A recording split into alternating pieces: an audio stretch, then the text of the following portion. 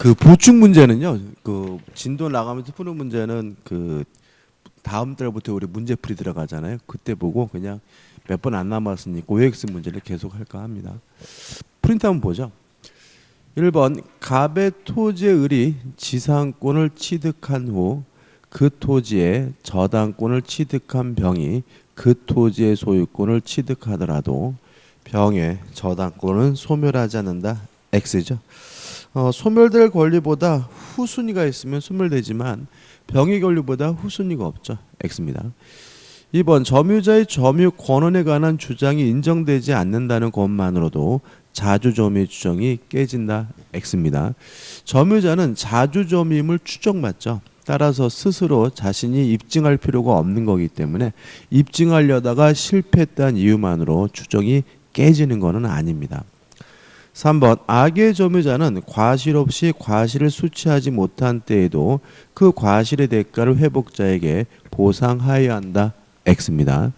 악의 점유자는 수취한 과실은 물론 반환하고요. 수취하지 못한 과실에 대해서는 대가를 보상하려면 과실을 수취하지 못한 데 대해서 과실이 존재해야 됩니다. 따라서 과실 없이 과실을 수취하지 못한 때에는 대가를 보상할 필요가 없기 때문에 3번은 X가 되죠. 4번 점유자의 특정 승계인이 자기의 점유와 전 점유자의 점유를 아울러 주장하는 경우 그 하자도 승계한다. 맞는 지문이고요.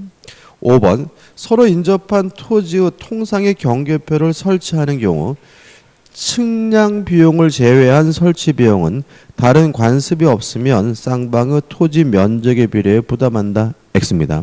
오히려 측량 비용이 면적에 비례해 부담하죠. 6번 토지 분할로 무상주의 토지통행권을 취득한 분할 토지의 소유자가 그 토지를 양도한 경우 그 양수인에게는 무상주의 토지통행권이 인정되지 않는다. 5점. 다시 말하면 요 토지 분할 일부 양도로 인한 무상주의 토지통행권은 직접 당사자 간에만 적용된다는 게 판례의 태도입니다. 7번 시효 진행 중에 목적 부동산이 전전 양도된 후 시효가 완성됐어요. 그러면 등기 청구의 상대방은 완성될 당시의 소유자니까 시효 완성자는 최종 등기 명의자에 대해 이전 등기를 청구할 수 있다. 맞는 지문이 되는 거죠. 8번 시효 완성으로 이전 등기를 격려받은 자가 취득 시효 기간 중에 체결한 임대차에서 발생한 임료는 원소유자에 기속한다. X입니다. 왜냐하면 취득 시효가 완성돼서 등기라면 언제부터 소유자가 되냐면은 점유를 개시한 때부터 소유자가 돼요. 따라서 점유 기간 동안의 그 이익도 취득시효 완성자에게 기속되기 때문에 8번은 X가 되는 거죠. 박스 보시면 X 토지를 갑이 3분의 2, 을이 3분의 1의 지분으로 등기하여 공유하면서 그 관리 방법에 관해 별도로 협의하지 않았다. 9번입니다. 병이 갑으로부터 X 토지의 특정 부분의 사용 수익을 허락받아 점유하고 있어요. 정당합니다. 왜냐하면 갑의 지분이 3분의 2 과반수를 넘었거든요. 따라서 을은 병에게 아무것도 청구할 수 없기 때문에 을은 병을 상대로 그 토지 부분의 반환을 청구할 수 있다. X가 되는 거죠.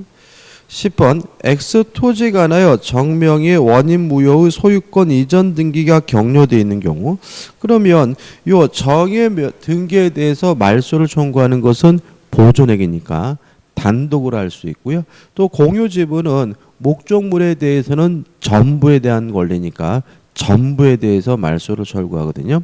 따라서 을은 정을 상대로 그 등기 전부의 말소를 청구할 수 있다. 맞는 지문이 되는 거죠. 11번입니다. 무가 X 토지에 무단으로 건물을 신축한 경우 을은 특별한 사유가 없는 한 자신의 지분에 대응하는 비율의 한도 내에서만 무를 상대로 손해배상을 청구할 수 있다. 맞습니다. 자, 무의 건물을 철거하는 것은 보존행위니까 단독으로 전부에 대해서 철거를 요구할 수 있지만 부당이득 반환이나 손해배상은 지분 범위 내에서만 청구한다는 거 꼭 잊지 마셔야 되겠죠. 12번 X 토지가 나대지인 경우 갑은 을의 동의 없이 건물을 신축할 수 있다. X입니다. 나대지에 건물을 신축하는 것은 변경행위죠. 변경행위는 전원의 동의가 있어야 할 수가 있거든요. 다시 말하면 단순한 이용행위가 아니라 변경행위이기 때문에 전원의 동의가 필요하므로 갑이 과반수 지분을 넘었더라도 건물을 신축할 수는 없고요. 을의 동의가 필요합니다. 따라서 12번은 X가 되는 거죠.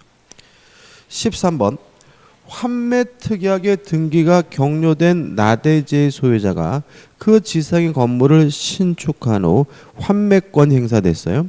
물론 이것도 관습법상 법정지상권이 발생하려면 환매특약의 등기가 될 당시에 건물이 있어야 되는 거죠. 근데 지금 등기가 격려가 되고 나서 건물이 신축됐다는 말은 환매 등기 당시에는 건물이 없었다는 얘기니까 관습법상 법정지상권이 성립할 수가 없고요. 따라서 13번은 맞는 지문이 되는 거죠. 14번 저당권 설정의 목적이 된 건물이 전부 멸실하면 지상권이네요. 지상권은 소멸한다. X입니다. 왜냐하면 지상권은 토지 사용권이죠. 따라서 건물이 멸실되고 없어지면 건물의 소유권이 없어지는 것이지 토지 사용권인 지상권이 없어지는 것은 아니기 때문에 14번은 X가 되는 거죠. 15번 저당권 설정자가 담보가치의 하락을 막기 위해 저당권자에게 지상권을 설정해 준 경우 피담보 채권이 소멸하면 그 지상권도 소멸한다. 맞는 지문입니다. 저번 주에 했었죠. 16번 법정 지상권자는 그 지상권을 등기하여야 지상권을 취득할 당시 토지 소유자로부터 토지를 양수한 제3자에게 대항할 수 있다. X입니다. 법정 지상권은 말 그대로 법률 규정에 의한 지상권이기 때문에 등기 없이 취득하게 되는 거죠. 17번 승역지 소유자는 지역권자가 지역권 행사를 위해 승역지에 설치한 공작물을 지역권자와 공동으로 사용하도록 특약이 없는 한 그 설치 비용을 부담할 필요는 없다. O 맞는 질문이죠. 다시 말하면 잠깐만요. 다시 한번 읽어볼게요. 승역지 소유자는 지역권자가 지역권 행사를 위해 승역지에 설치한 공작물을 제가 잘못 읽었죠, 그죠? 지역권자와 공동으로 사용했다면 당연히 설치 비용을 뭘 해야 돼요? 부담을 해야 되겠죠. 따라서 17번은 X가 됩니다. 18번 요역지와 분리하여 지역권만을 양도할 수 있다. X. 지역권은 종된 권리이므로 분리 양도할 수가 없고요. 19번 요역지의 소유자는 지역권에 필요한 부분의 토지 소유권을 지역권 설정자에게 위기하여 공작물의 설치나 수선 의무를 부담물을 면할 수 있다. X예요. 이게 조심할 것이 이게 기출문제 지문인데 누가 누구에게 위기하는 거냐면 요역지 소유자가 지역권자에게 위기하는 거죠. 그죠? 다시 말하면 요역지 소유자가 지역권 설정자에게 위기하는 것이 아니라 승역지 소유자가 지역권자에게 위기함으로써 의무를 부담 면하는 것이지 지역권 설정자에게 위기하는 것은 아니기 때문에 19번은 X가 되는 거죠.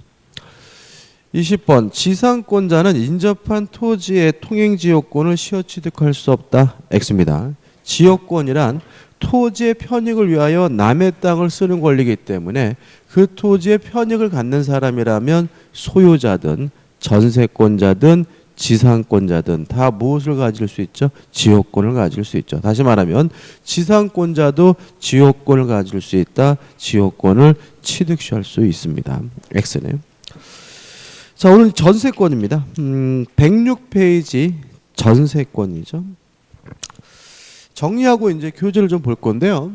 전세권에 대해서 우리가 문제를 풀기 위해서 첫 번째 개념이죠. 전세권이란 전세금을 지급하고 목적 부동산을 용도에 쫓아 사용하고 수익할 수 있는 권리가 전세권이죠. 특징은 이 지급한 전세금을 나중에 전세권자가 반환받기 위해서요. 전세권자는 경매할 수가 있고요. 또 경매대금에서 우선 변제받을 수가 있는 거죠. 따라서 전세권은 부동산을 용도에 쫓아 사용 수익한다는 점에서는 명백히 용익 물권이지만 경매할 수 있고 우선 변제받을 수 있다 담보 물권적 성질도 아울러 가지고 있는 특수한 물권이고요. 그 다음에 전세권도 물권이기 때문에 반드시 뭐가 필요하냐면 설정 등기가 필요합니다. 따라서 전세권이 성립되려면 전세금이 지급하고 전세권 설정 등기가 필요하고요. 따라서 전세권과 임차권을 나누는 기준은 뭐냐면 설정 등기 여부죠. 만약에 설정 등기를 안 했으면 임차권, 전세권 설정 등기를 했으면 전세권인 거죠. 자, 여기다 이제 살을 붙이면 되는데 첫째, 전세금은 반드시 지급돼야 되는데 꼭 현금일 필요는 없고요. 기존의 채권으로 대신하는 거, 가름하는 것이 뭐죠? 가능하다. 또 전세권의 목적은 부동산입니다. 따라서 건물일 수도 있고 뭐일 수도 있죠? 토지일 수도 있죠. 또 전세권자는 매달 내는 돈은 없어요. 따라서 뭘 안 냈다 그래서 쫓겨나는 것은 없고 용도에 쫓아 사용 수익해야 되거든요. 따라서 용도에 위반해서 사용 수익하게 되면 소멸 청구당하고 소멸 청구당하면 전세권은 즉시 소멸하게 되는 거죠. 그 다음에 전세권이 성립하기 위해서는 전세금이 지급되고 설정 등기까지 받아야 되는데 인도받을 필요는 없다.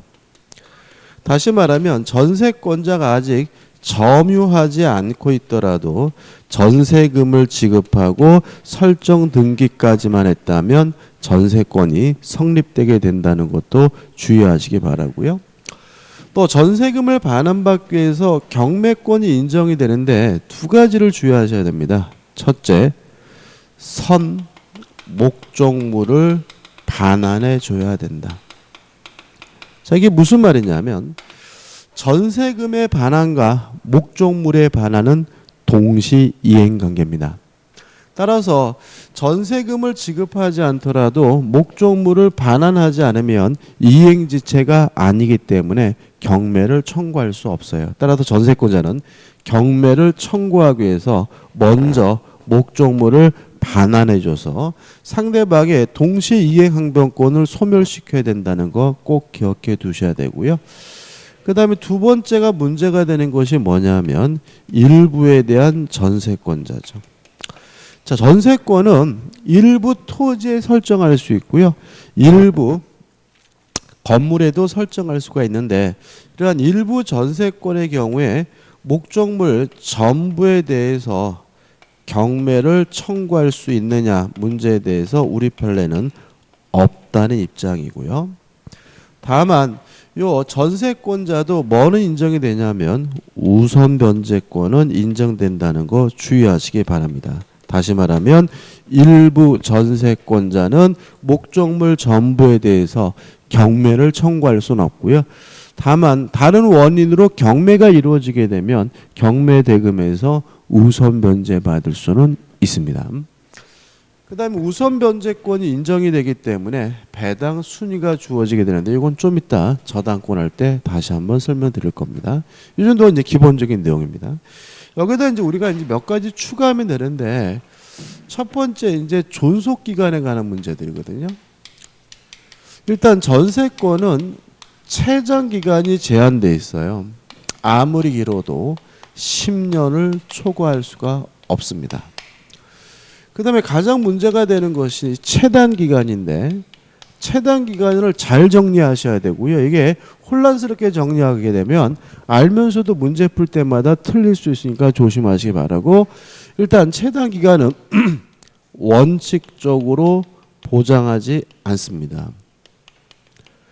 따라서 전세권을 설정하면서 만약에 존속 기간을 약정하지 않았다면 최단 기간이 보장되고 있지 않기 때문에 언제든지 자유롭게 소멸 통고할 수가 있고요. 소멸 통고하게 되면 6월이 경과하면 전세권이 뭐 하게 되냐면 소멸되게 된다는 거 꼭 기억해 두셔야 돼요. 항상 그러느냐? 아닐 수가 있는데 만약에 전세권이 건물에 관한 전세권이고요. 만약에 1년 미만으로 약정을 했다면 최소한 몇 년이 보장이 되냐면 1년이 보장이 되거든요. 근데 여기서 조심할 것은 뭐냐면 1년이 보장되는 것은 부동산 중에서 건물에만 한한다는 점. 또 건물이라 그래서 무작정 1년이 보장되는 것이 아니라 1년 미만으로 약정을 해야 1년이 보장된다는 점이죠. 따라서 건물의 경우에도 존속기간의 약정이 없으면 언제든지 자유롭게 소멸 통고할 수 있는 것이고 6월이 경과하면 전세권이 소멸되는 것이지 무작정 1년이 보장되는 것은 아님을 주의하시기 바랍니다. 그 다음에 이제 전세권에서 중요한 게 뭐냐면 또 법정갱신이죠. 첫째, 요건입니다. 만료 전 6월부터 1월 사이입니다. 만료 전 6월부터 1월 사이에 나가라 또는 나가겠다는 특별한 의사 표시가 없었다면 자동으로 갱신되게 되는데요. 이걸 우리가 전세권의 법정갱신이고요. 주의할 점이 몇 가지가 있습니다. 첫 번째, 건물에 관한 전세권에만 인정되고요. 토지에 관한 전세권은 인정되지 않는다는 것이 우리 민법의 태도고요. 그 다음에 세 번째 주의하실 것은 법정갱신, 법률 규정에 의한 갱신이니까 뭐 할 필요 없냐면 등기할 필요가 없는 거죠.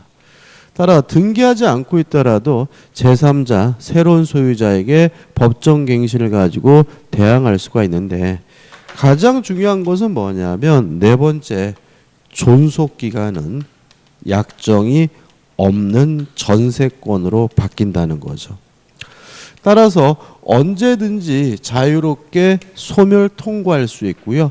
6월이 지나면 전세권이 뭐 하게 되냐면 소멸되게 되거든요. 주택임대차와 가장 큰 차이점입니다. 주택임대차는 법정갱신되면 또다시 기간이 몇 년이 주어지죠? 2년이 주어지는데 전세권의 경우에는 법정갱신되더라도 약정이 없는 것이기 때문에 언제든지 자유롭게 소멸 통고할 수 있고 6월이 경과하면 전세권이 소멸되게 됨을 주의하시기 바랍니다. 그 다음에 이제 전세권은요 필요비는 청구할 수가 없어요. 전세권자는. 왜냐하면 전세권이든 지상권이든 지역권이든 모든 용익물권은 직접 지배권이기 때문에 알아서 스스로 사용 수익해야 돼요. 따라서 고장난 곳이 있다면 누가 고쳐야 돼요? 전세권자가 고쳐야 되는 거죠. 다시 말하면 전세권 설정자는 적극적으로 사용 수익하게 해줄 의무는 없기 때문에 뭐는 청구하지 못하죠? 필요비는 청구하지 못하죠.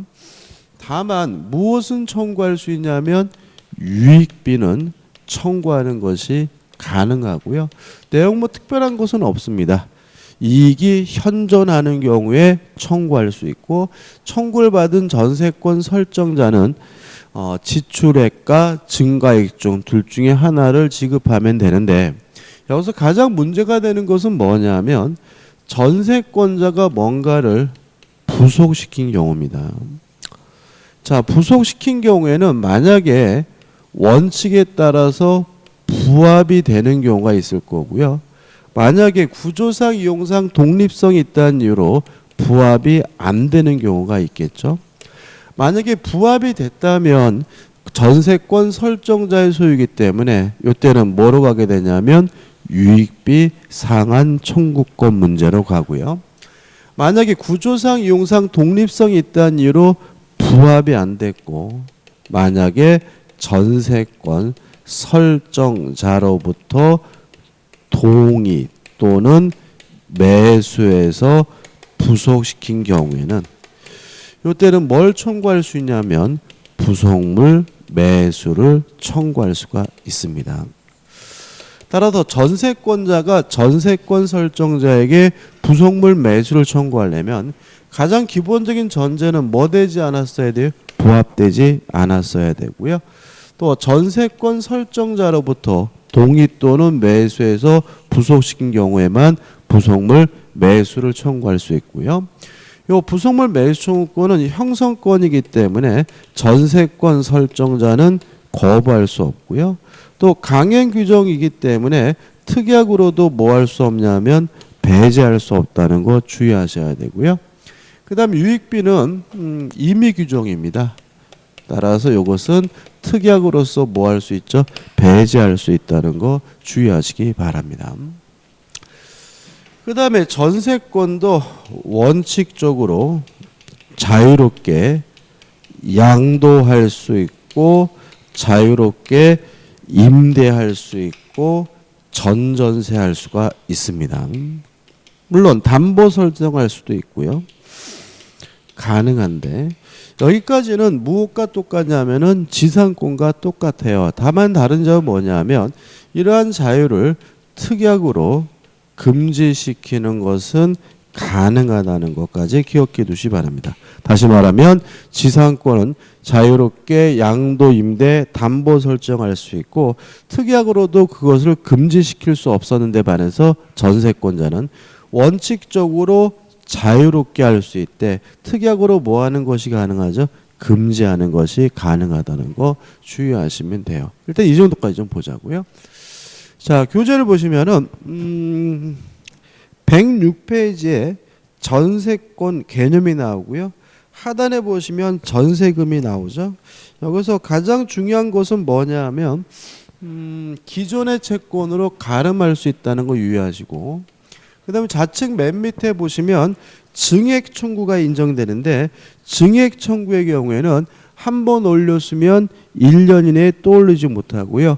5% 20분의 1을 초과하지 못한다는 거 기억해 두세요. 무엇과 똑같죠? 주택임대차 보호가 똑같습니다. 그 다음 우측에 보시면 용익물권으로서의 전세권 그 다음에 담보물권으로 전세권 한번 쭉 읽어보시면 되고요.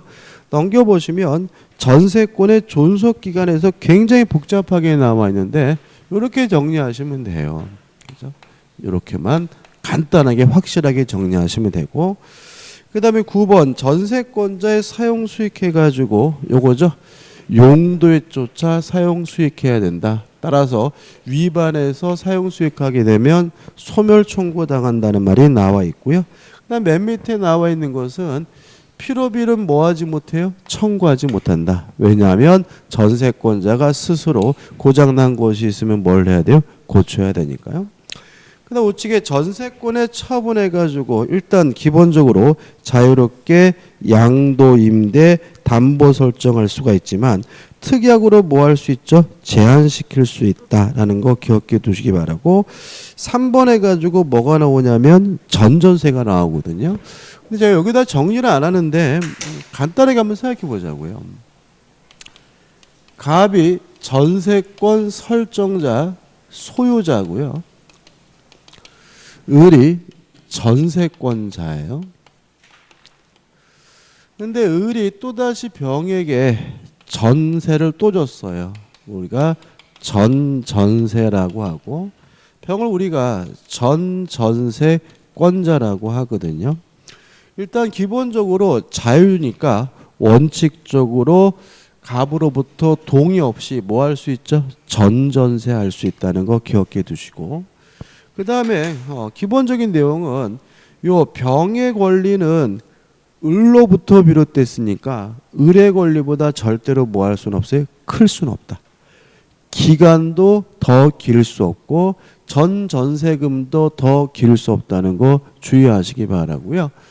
그 다음에 또 병의 권리는 을의 권리로부터 비롯됐으니까 을의 권리가 소멸하게 되면 병의 권리도 자동으로 뭐가 돼야 돼요? 소멸돼야 되죠. 따라서 을은 임의적으로 뭐 전세권을 포기하는 거 이런 것들은 허용되지 않는다는 거 기억해 두시기 바라고요. 근데 문제가 되는 것은 뭐냐면 두 가지인데 첫째는 요 전세권도 전세권이기 때문에 전전세금을 돌려받지 못하면 뭐 할 수 있냐면 경매할 수 있거든요. 근데 문제는 요 병이 살고 있는 이 집은 을의 집이 아니라 갑의 집이기 때문에 병이 을로부터 전전세금을 돌려받지 못하고 있다는 이유로 경매라면 을의 집이 경매되는 게 아니라 갑의 집이 경매되는 거란 말이죠. 그래서 요건이 특이합니다. 병은 자신이 전전세금을 못 받고 있는 것만으로 부족하고요. 을도 갑으로부터 원전세금을 반환받지 못하고 있는 경우에만 전전세권자가 뭐 할 수 있죠? 경매할 수 있다는 거 주의하시고요. 그 다음에 두 번째는 이 전전세권자도 부속물 매수를 청구할 수가 있거든요. 그러면 누구한테 매수를 청구하는 거냐면 갑한테, 집주인한테 매수를 청구하는 거니까 누구한테 동의 또는 매수를 해야 돼요? 전세권 설정자, 갑으로부터 동의 또는 매수한 물건에 대해서만 갑에게 부속물 매수를 청구할 수 있다는 거 주의하셔야 돼요. 그 잠깐 보시면은 3번 해가지고 전전세 해가지고 1번, 2번, 3번 설명드린 내용이 나오고 그 다음에 5번 전세권이 소멸하면 전전세권도 소멸된다는 말이 나오고요. 6번을 제가 읽어봐야 되거든요. 6번. 전세권자가 전전세금의 반환을 지체한 때에는 전전세권자는 목적 부동산을 경매할 수 있다. 그러나 경매권을 행사하려면 전세권도 소멸하고 있고 또한 전세권 설정자가 전세권자에게 전세금 반환을 지체하고 있어야 된다는 말은 자기가 돈을 못 받고 있는 것만으로 부족하고 전세권자도 돈을 못 받고 있는 경우에만 경매를 청구할 수 있다는 거 주의하시 바랍니다. 마지막으로 이제 밑에 내용이 나오는데 자, 한번 예를 들어 볼게요. 예를 들어서 한번 읽어볼까요? 맨 밑에 세 번째 줄 전세권 책임 전세권의 목적물을 전전세 또는 임대한 경우에는 전세권자는 전전세 또는 임대하지 아니었으면 면할 수 있는 불가항력으로 인한 손해에 대하여도 그 책임을 부담한다 이렇게 나왔잖아요. 근데 여기서 좀 조심할 것은 뭐냐면 예를 들어서 지진이 나가지고 요 건물이 무너졌어요. 그러면 을의 입장에서는 불가항력인 거죠. 그러면 지금 읽어본 내용은 을의 입장에서 불가항력이라도 갑에게 책임을 져야 된다 이런 취지일까요? 그게 아니라는 점이에요. 왜냐하면 전전세 또는 임대하지 아니었으면 면할 수 있는 이렇게 돼 있잖아요. 다시 말하면 지진 난 거는 전전세 안 했더라도 면할 수가 없는 거죠. 그럼 이게 무슨 말이냐? 지진이다 이런 천재지변을 말하는 것이 아니라 을의 병의 고의 과실로 인해서 건물에 화재가 발생해서 멸실됐어요. 그러면 을의 입장에서는 그것이 뭐라 하더라도 불가항력이라 하더라도 갑에게 뭘 져야 돼요? 책임을 져야 된다. 이런 의미임을 주의하시기 바라고 이렇게 규정을 두고 있는 이유는 이게 뭐예요? 공평하기 때문인 거예요. 만약에 이런 규정이 없어서 을이 갑에게 불가항력이기 때문에 아무런 책임을 지지 않는다고 이해된다면 갑은 을로부터 받은 전세금을 반환하고 병에게 별도로 뭘 청구해야 돼요? 손해배상을 청구해야 되거든요. 근데 이 규정 때문에 을의 입장에서 불가항력이라도 을은 갑에게 뭘 져요? 책임을 지니까 갑은 을로부터 받은 전세금에서 책임액만큼 뭐 할 수 있는 거죠? 공제할 수가 있는 거고요. 또 을도 공제당하면 병으로부터 받은 전전세금에서 뭐 하면 돼요? 공제하면 되기 때문에 공평을 위해서 두고 있는 규정이니까 좀 확실하게 이해해 두시기 바랍니다. 그 다음에 넘겨보시면 전세권의 소멸 사유 보시면 될 것 같고 12번 목적물의 멸실해가지고 1번 불가항력이라는 목적물의 멸실 쭉 읽어보시면 되는데 불가항력이면 책임지지 않습니다. 그 범위에서 전세권이 소멸됐기 때문에 전세금 반환을 청구할 수가 있고요. 양거리 2번 전세권자의 귀책서율이라는 목적물이 멸시 책임져야 되겠죠. 따라서 책임액만큼 전세금에서 뭐 당합니까? 공제당하게 되고요. 그 다음 우측에 13번 해가지고 복잡하게 4개로 나눠놨는데 이렇게 4개로 나누고 외우지 마세요. 한 가지만 잊지 않으시면 돼요. 용도 위반해서 사용 수익하게 되면 뭐 당합니까? 소멸 청구당한다. 왜냐하면 나머지 것들은 너무나 당연한 거고 내지도 않아요. 그 다음에 전세권 소멸 효과 1번 동시행 관계다. 다시 말하면 전세금의 반환 및 전세권 설정 등기를 말소할 수 있는 등기 서류와 목적물을 반환하는 것이 뭐죠? 동시행 관계이므로 전세권자가 경매를 청구하기 위해서 먼저 목적물을 뭐 해줘야 돼요? 반환을 해줘야 된다는 거 주의하시면 되고요. 그 다음 우선 변제권 문제는 좀 이따가 저당권 할 때 한꺼번에 하겠습니다. 그 다음에 넘겨보시면 메뉴에 나와 있는 요거죠. 일부 전세권자는 전부에 대해서는 경매를 청구할 수가 없고요.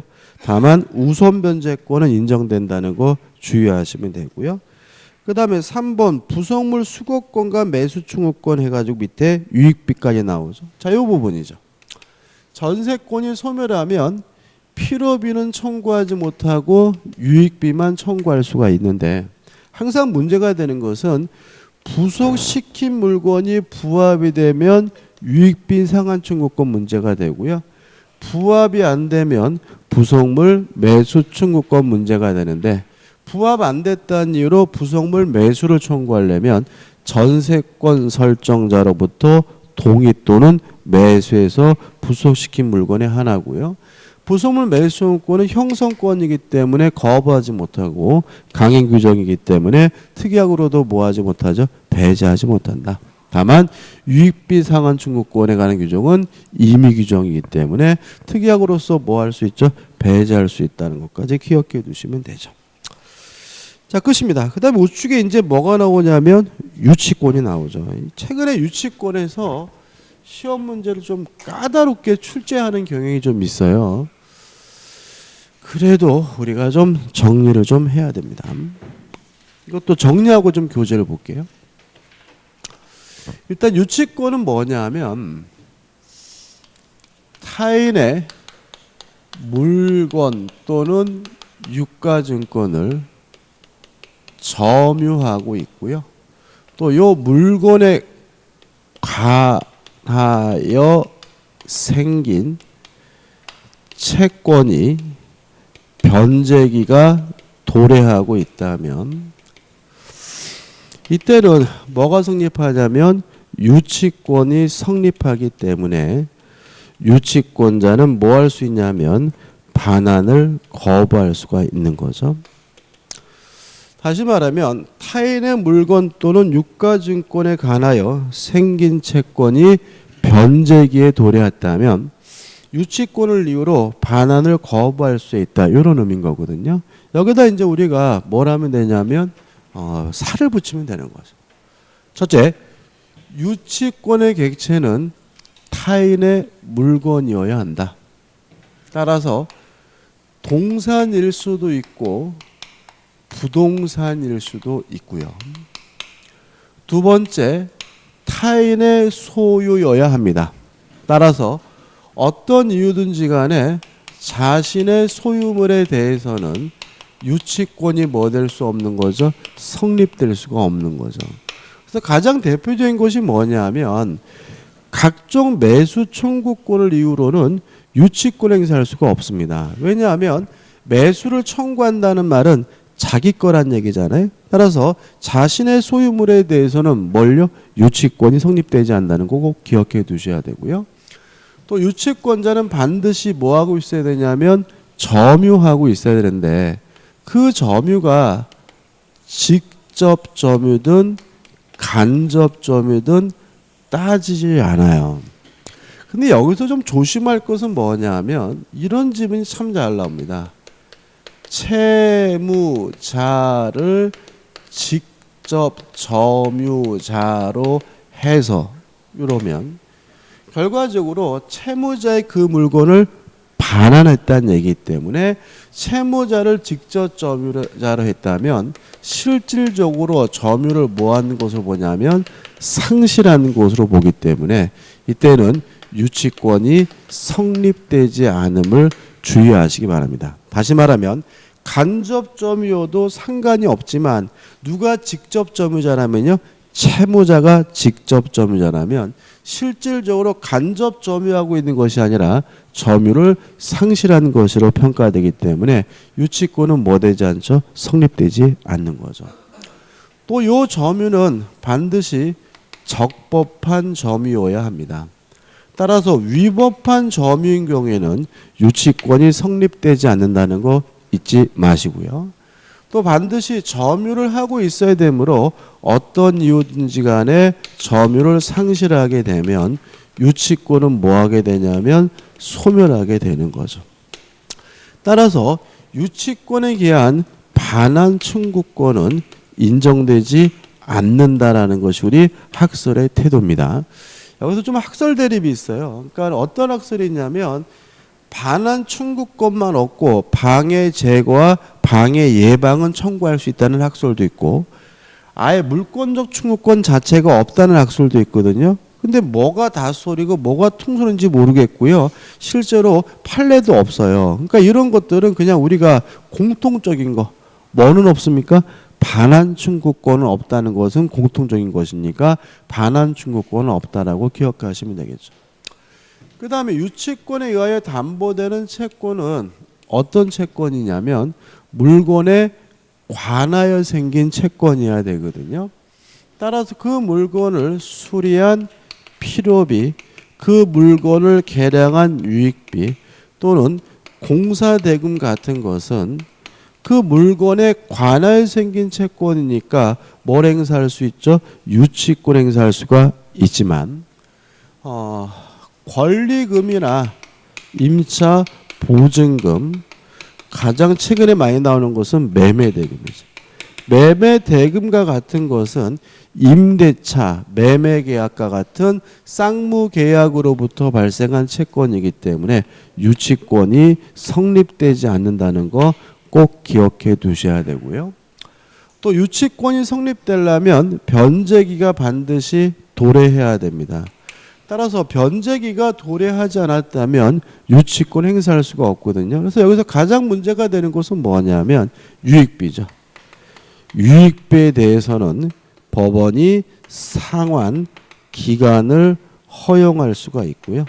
만약 유익비에 대해서 법원이 상환 기간을 허용했다면 아직 변제기가 도래하지 않은 것이므로 뭐가 성립될 수 없죠? 유치권이 성립될 수 없다는 거 꼭 기억해 두시기 바라고요. 그 다음에 효과입니다. 자, 유치권이 성립하면 반환을 거부할 수가 있습니다. 특히 좀 이따 말씀드리겠지만 경매가 되더라도 원칙적으로 유치권은 소멸되지 않기 때문에 경락인에게도 매수인에게도 뭐 할 수 있죠? 반환을 거부할 수가 있는 거죠. 다만 유의하실 것은 직접 변제해달라고 뭐 할 수는 없어요? 청구할 수는 없음을 주의하시기 바랍니다. 다시 말하면 경락인이나 매수인에게 반환을 거부할 수 있을 뿐 경락인이나 매수인에게 직접 변제해달라고 뭐 할 수는 없어요? 청구할 수는 없음을 주의하지 바라고. 그 다음에 경매권 인정이 됩니다. 근데 유치권은 경매가 되더라도 원칙적으로 소멸되지 않기 때문에 유치권자에게는 우선 변제권 인정되지 않는다는 거 꼭 기억해 두셔야 되고요. 또 유치권자는 과실을 수취할 수 있느냐도 참 문제가 많은데 일단 유치권자는 과실을 수취할 수 있고요. 수취한 과실로부터 변제에 충당하는 거, 받을 돈에서 까는 것이 가능하다는 거 꼭 기억해 두시고요. 그 다음에 유치권자는 별제권 인정이 되고 그 다음에 간이 변제 충당권 해가지고 일정한 요건을 갖추게 되면 유치권에 관한 목적물에 관한 소유권을 직접 취득할 수도 있습니다. 다만 유의하실 것은 유치권자에게 물상대위권이 인정되지 않는다는 것은 꼭 기억해 두셔야 됩니다. 왜냐하면 유치권자는 어떤 이유든지 간에 점유를 상실하면 유치권이 뭐가 돼요? 소멸되기 때문에 목적물이 멸실되는 순간 유치권은 소멸돼야 되고요. 따라서 물상대위권이 인정되지 않는 거죠. 그 다음 마지막으로 유치권자 목적물을 사용하고 수익할 수 있느냐? 원칙적으로 없다. 다만 채무자로부터 승낙을 얻었다면 사용 수익하는 거 가능하고요. 그 다음에 보존에 필요한 사용은 가능하다는 것이 우리 법의 태도고요. 여기서 문제가 되는 것이 뭐냐면 보존에 필요한 사용이죠. 그래서 실제로 우리 판례는 임차인이 원래 목적대로 계속해서 사용할 수 있느냐? 있다. 왜냐하면 임차인이 원래 목적대로 사용하는 것은 보존에 필요한 사용이고요. 더 나아가 공사대금 채권자, 건축업자겠죠. 공사대금 채권자도 원래 목적대로 사용하는 것은 가능하다. 이것도 뭐로 봅니까? 보존에 필요한 사용으로 봅니다. 다만 사용이익은 부당이득으로서 반환을 해줘야 된다는 것까지 정리하면 퍼펙트합니다. 자, 이 정도가 이제 우리가 기본적으로 유치권에 대해서 정리해야 될 사항이죠. 자, 요 가지고 좀 교재를 볼게요. 우리 교재는 처음에 유치권과 동시이해 항변권이 나오는데 뒤에서 나왔으면 좋았을 것 같은데 가장 큰 차이점이 뭐예요? 유치권은 물권이고 동시이해 항변권은 채권의 뭐죠? 내용이다. 따라서 유치권을 가지고는 제3자에게 대항할 수 있지만 동시이해 항변권을 가지고는 제3자에게 뭐 할 수 없어요? 대항할 수가 없다. 뭐 기본적으로 그 정도만요. 그다음 넘겨보시면 3번 유치권의 법적 성질에서 법정 담보 물권이고요.